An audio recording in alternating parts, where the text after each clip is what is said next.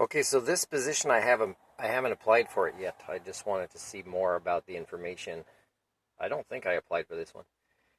And this particular ministry, whether they try to separate new ministries or create new positions, you can tell they're still in the same scheme. And if you talk to people that work for that ministry or that used to work for that ministry, it's not good.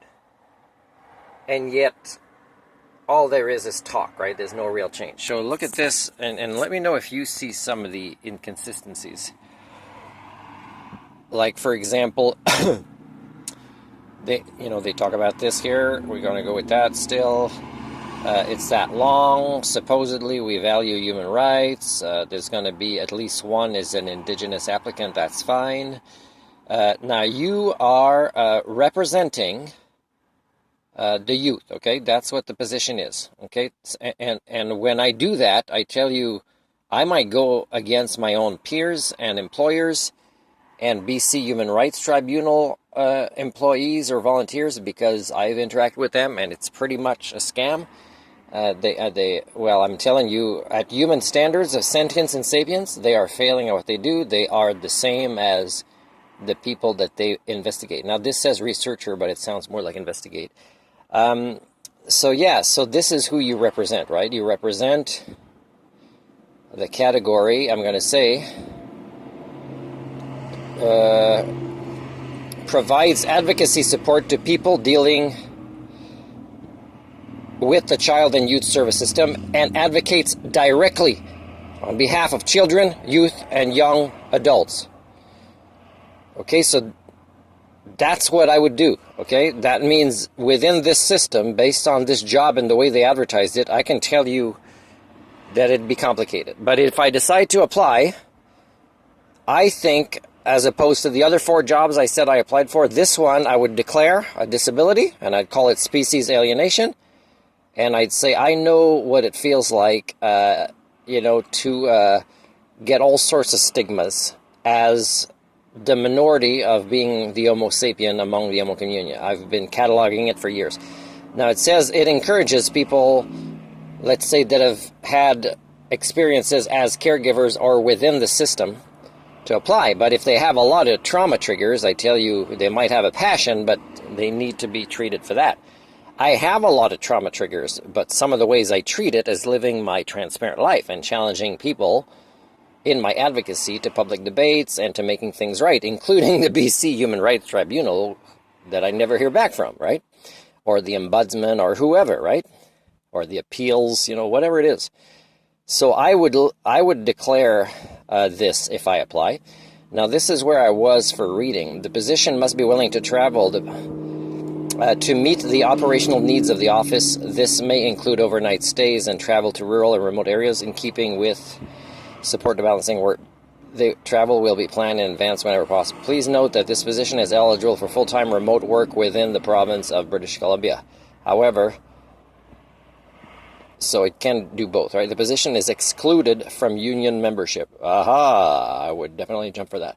The successful applicant, except people act the same way. Like if you have peers that have always kind of mostly had a union, they don't know how to act different. So for me, putting the clientele first, then me as a labor force worker. And I don't need a union.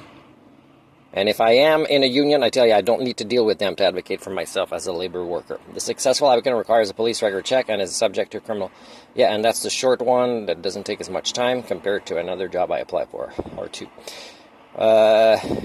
This one's asking cover letter. Only those applicants who pass the initial screening based on education and experience will be considered. And there's a 3rd page here. Let me get to it. And this is what it says. So if I apply for this one, and this is a ministry I do not trust to meet its mandate. Same thing, somebody just referred me to Community Futures. No, Community Futures and Work BC, they do the basic minimum to keep their contract and do their work. And I tell you, you can't dream big. You can't dream big with your career or your life. You got to tone it down because they want to pass the least resistance and they'll help you, but you got to dream very, very small. And I'm not a big fan of these contractors that have had Work BC and Community Futures very long. I mean, maybe in 10 years, even though I've reported it to the province, they need to oversight these contracts that they give to these offices and see how things go. And like I just, again, responded to the BC Ministry of Poverty Creation survey, and I said, email me for more information. You will trigger me, but, you know, if you care, do it. And again, no answers, right? And same thing, everybody is all fake. So this is a very fake job. Some of the 4 I have applied already is not so fake.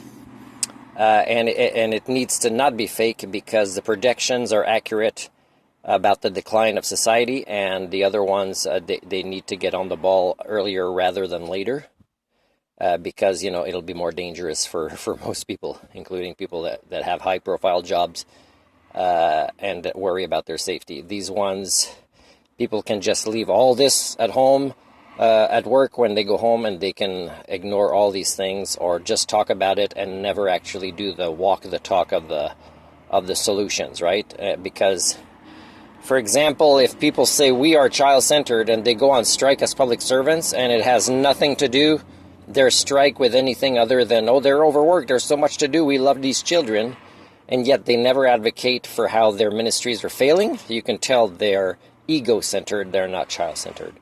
And this is the majority of public servants with, let's say, the Ministry of Poverty Creation and the Child and Family Development, and even a lot with the Ministry of Education that does, I heard about a teacher that was from Ontario recently, and it was very hard for them to get